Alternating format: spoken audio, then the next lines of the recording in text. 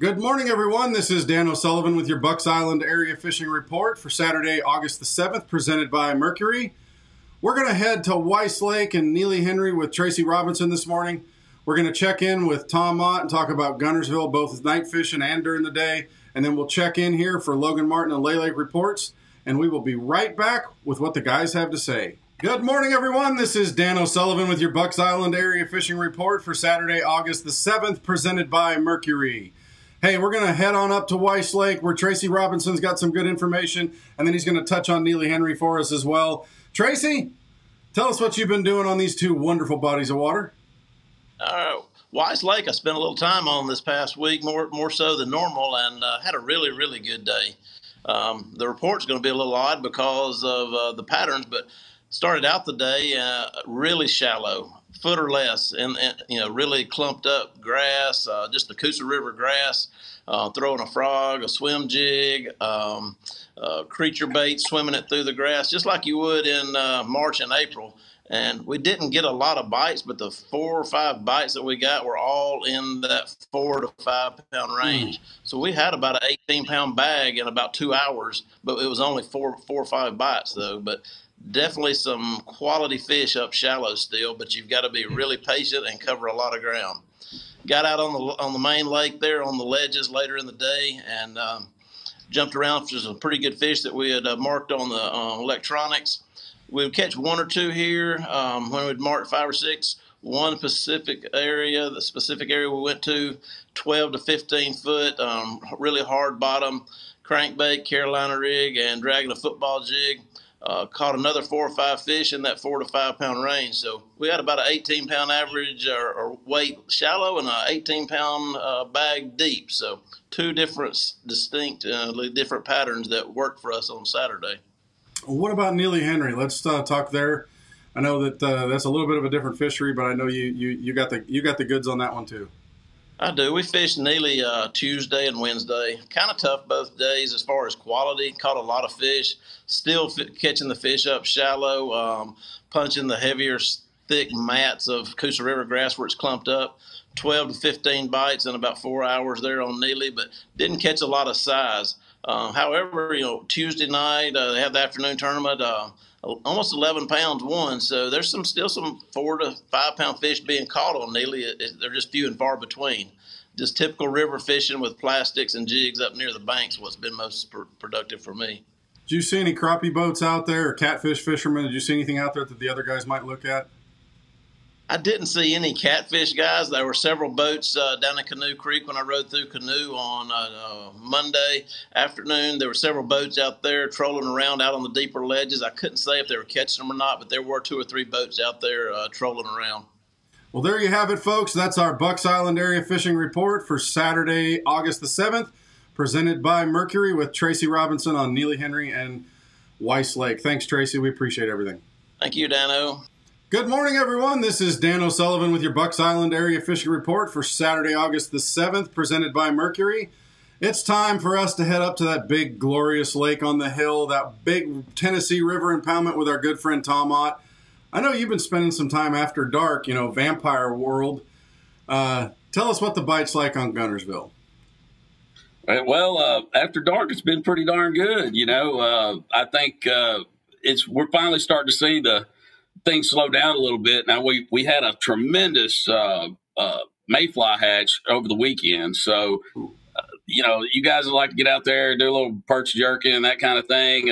Or if you like to chase the big fish, the big green fish, man, it's a time to be out there, especially early morning. If you can get on the riverbank, you see some of these big hatches and, you pull the old trick where you throw your line up in the tree and you shake it a little bit and then just wait. But, yeah, so we're seeing a huge number of fish, not a lot of real big fish during the daytime anyway. The nighttime fishing has been much more improved. I mean, we're seeing some, we're having 20-pound bags. I mean, so out of 5 fish, that's a pretty good night, I would think. But, it just continues to grind on right now. I mean, I think we're slowly starting to get to that time where, we're starting to see a lot more schooling action on top. So seeing fish of all sizes too. So you're seeing 1-pounders that are schooling together, and we're also seeing some 3s and 4s that are together.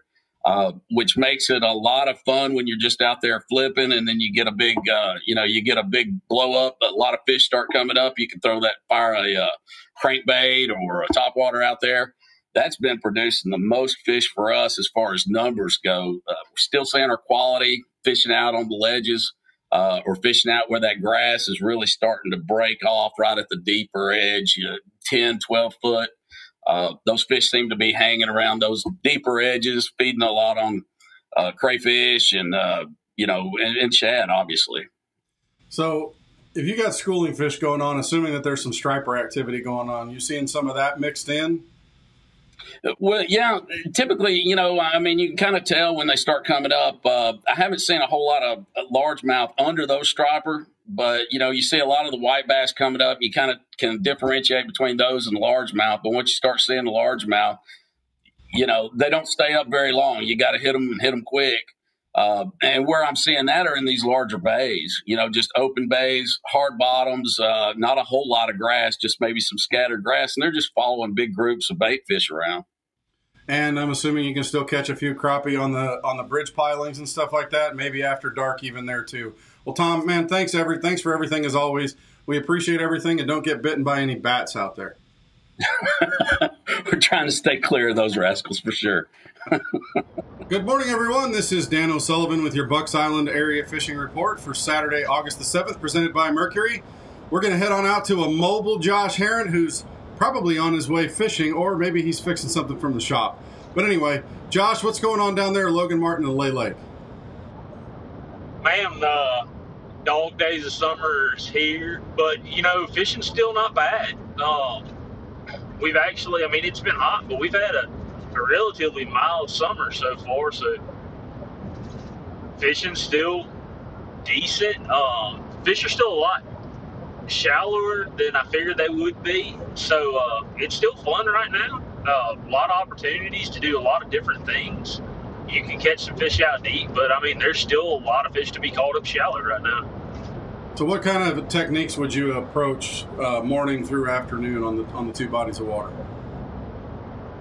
Man, my big thing's always going to be starting shallow. That's the way I like to fish. It's not the way anything's being won right now, but it's the way I particularly like to fish. So you're gonna look top water, maybe a little swim jig, maybe some flipping as the day goes on, correct? Yeah, absolutely. Swim jig, spook, a vixen, a Sammy, anything like that. As we get into some, the days start to shorten, and we start getting a little. This week in particular, we're going to get a couple cooler nights. Spinnerbait might actually start playing a little bit. So, but that's kind of how I would course my day, is start that way and kind of move towards cover, shade, and run that for the rest of the day, whether it be brush, grass, shallow docks, anything like that. What if somebody wanted to fish offshore? Would they look at crankbaits, football jigs, shaky heads? What would you approach? Dude, if you're just pure fish catching fun, shaky head's going to be your numbers game, with the potential of catching a better spot. Right now, they're kind of lean, but there's still a lot of them to be caught. So, would you keep moving, or are you going to be able to find them grouped up? If there's any big schools to be had, 3 to 5 fish schools is what you're going to be looking at probably right now, with most of those fish congregated around brush. We've had some rain, but current hadn't been a huge player in the past week or so. So it's going to be more of a brush, stumps, any kind of little drop. It's not going to be so much they're going to be simply current the nose thing. Well, Josh, as always, man, we appreciate everything, and be safe out there, and we'll talk to you soon. Thanks. Well, that'll do it for our Bucks Island Area Fishing Report for Saturday, August the 7th, presented by Mercury. As always, thank you to the guys for all your insights and being willing to share the information. It helps us and all of our customers do a little bit better on the water. Don't forget to like and subscribe to all of our social media channels, Facebook, Instagram, and YouTube. That way you can be alerted when we go live. And as always, check in with us if you need anything here at Bucks Island. We're happy to help, and we appreciate you listening and being a customer and a friend.